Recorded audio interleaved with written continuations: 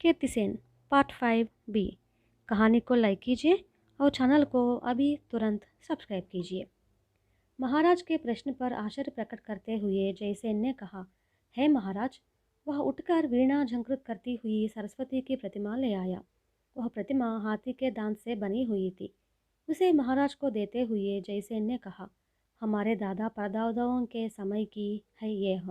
मुझे आश्चर्य तो इस बात का है कि आप भी इसी प्रतिमा के बारे में पूछ रहे हैं। तो क्या आपकी बेटी ने भी इसी के बारे में पूछा? कीर्ति सिंह ने मुस्कुराते हुए कहा, हाँ कीर्ति सिंह, मेरी पुत्री जब घर लौटी तो उसका पहला प्रश्न यही था। और आश्चर्य है, महाराज ने भी यही प्रश्न किया। मैंने अपनी पुत्री से कहा भी कि यह प्रतिमा पर्याप्त प्राचीन है। बस उसने उसे लिया और अपने कमरे में दौड़ी दौड़ी गई। अकेले ही बहुत देर तक अपने कमरे में रही। जब वह प्रतिमा को उसी स्थान पर रख रही थी जहाँ से उसने ली, तो मैंने उसका कारण पूछा। तब उसने मुझसे बताया कि आज रात को आप आने वाले हैं और आप ही के मुंह से मैं सारा विवरण जानूं। जयसेन ने कहा। कीर्ति सिंह ने कहा, हमें तो यह प्रतिमा नहीं चाहिए। हमें तो उसे आगे और कुछ कहना चाहा कि इतने में शक्ति सेना वहाँ आई। उसने रेशमी कपड़े में सुरक्षित एक छोटी पेटी मेज पर रखी जो महाराज और कीर्ति सिंह के सामने थी। फिर उसने दोनों को प्रणाम किया और बगल में खड़ी हो गई। कीर्ति सिंह ने उसे अपनी पिताश्री को दिया। सुषेण ने उसका ढक्कन खोला, देखा एक जगमगाता हुआ, अपनी कांति से आंखों को चकाचौंध करने वाला मोतियों का एक अद्भुत हार। राजा जिस हार को पाने का सपना देख रहा था, वह सपना अब साकार हो गया। उसे लगा कि उसके वंश पर देवी ने कृपा की है। पुरखों के समय की भविष्यवाणी सच साबित हुई। महाराज ने आनंद और आश्चर्य से पूछा, पुत्री, यह तुम्हें कहाँ प्राप्त हुआ? शक्ति सेना ने सविनय बताया कि चांदी के पत्ते पर जो लिखा हुआ था उसी के बारे में सोचती हुई मैं घर आई। तार्किक दृष्टि से देखा जाए तो जिस किसी भी वस्तु का सृजन होता है वह सृष्टि है। उसका सृजन करने वाला सृष्टिकर्ता होता है। इस प्रकार का परिशीलन किया जाए तो सृष्टि है मोतियों का हार और सृष्टिकर्ता है मेरे पूर्वज जयसेन। सृष्टिकर्ता के गृह का मतलब मेरे घर से है। सृष्टिकर्ता शब्द जब दोहराया गया तो मैंने अनुमान लगाया कि ये भगवान ब्रह्मा है। सृष्टिकर्ता का अर्धभाग होता है उनकी अर्धांगिनी सरस्वती देवी।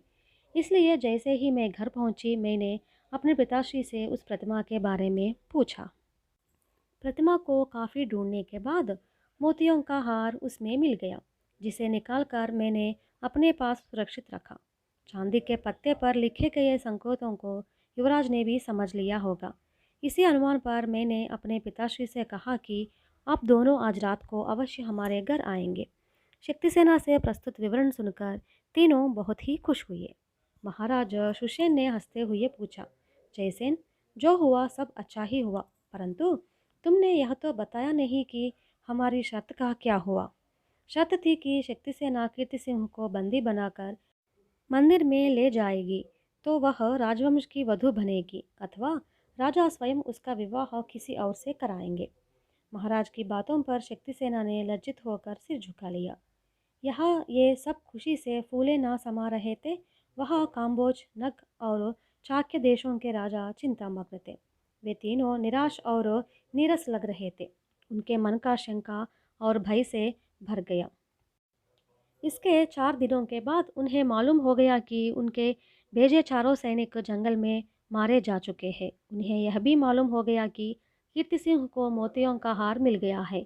ज्वालामुखी देवी के आशीर्वाद उसे मिल चुके हैं। देवी के मंदिर का निर्माण कार्य चल रहा है। कीर्ति सिंह का राज्याभिषेक संपन्न होने वाला है, आदि आदि। ये समाचार पाते ही तीनों षड्यंत्रकारों की सारी आशाएं ढह गईं। इस दुस्थिति से अपने को संभालते हुए नागकर्ण ने बाकी दोनों को प्रोत्साहित करते हुए कहा, जो हुआ है उससे हमारा भला ही हुआ है। कौशल जब उत्सवों के आनंद में मस्त होगा, डूबा रहेगा, तब हम हठात उस पर आक्रमण कर देंगे। बाकी दोनों ने भी अपनी सम्मति दी। युद्ध की तैयारियां होने लगी। इन बेचारों को यह मालूम नहीं था कि कौशल में राज्याभिषेक अथवा कीर्ति सिंह और शक्ति सेना के विवाह की तैयारियां नहीं हो रही है, बल्कि युद्ध की तैयारियां हो रही थी। सिर्फ दुश्मनों को गुमराह करने के लिए उत्सव का दिखावा हो रहा था।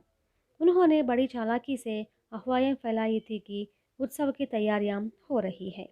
कीर्ति सिंह पहले से ही जागरूक था। शत्रुओं के षड्यंत्रों का उसने अनुमान लगाया, इसलिए उनकी पूरी तैयारी के पहले ही काम्बोज पर उसने आक्रमण किया। सेनाध्यक्ष रणधीर के नेतृत्व में सेना के एक भाग ने उत्तरी दिशा में स्थित नगदेश पर आक्रमण किया। कौशल के सैनिकों को अधिक दिनों तक युद्ध करना नहीं पड़ा। काम्बोज और नग सुगमता से उसके अधीन हो गए। इसके पश्चात चाक्य देश का आक्रमण हुआ और उसे भी स्वाधीन कर लिया गया। कीर्ति सिंह ने राजा कुंडित वर्मा को बंदी बनाया। कीर्ति सिंह इन्हीं से तृप्त नहीं हुआ। उसने उन छोटे मोटे दोषों पर विजय पाई जो इनका साथ दे रहे थे। जिन देशों ने कीर्ति सिंह के पराक्रम और शौर्य को देखा सुना, स्वयं उसकी शरण में आ गए। उन्होंने उसने अपने प्राणों की भिक्षा मांगी। कीर्ति सिंह के लौटते लौटते ज्वालामुखी देवी के मंदिर का निर्माण पूरा हो गया। विजयोत्सव के साथ साथ उसका विवाह भी शक्ति सेना के साथ संपन्न हुआ। चैत्र शुद्ध दशमी शुक्रवार के दिन मंगल वाद्यों के साथ शक्ति सेना और कीर्ति सिंह ने मंदिर के मूर्ति की प्रतिष्ठापन की। पीढ़ियों से जिस शुभ दिन की प्रतीक्षा थी, अब वह साकार हुई। अपनी पीढ़ी में संपन्न होते हुए इस शुभ कार्य के अवसर पर सुषेण, वैष्णव देवी और जयसेन ने अपने पुत्र पुत्री को आशीर्वाद से भर दिए।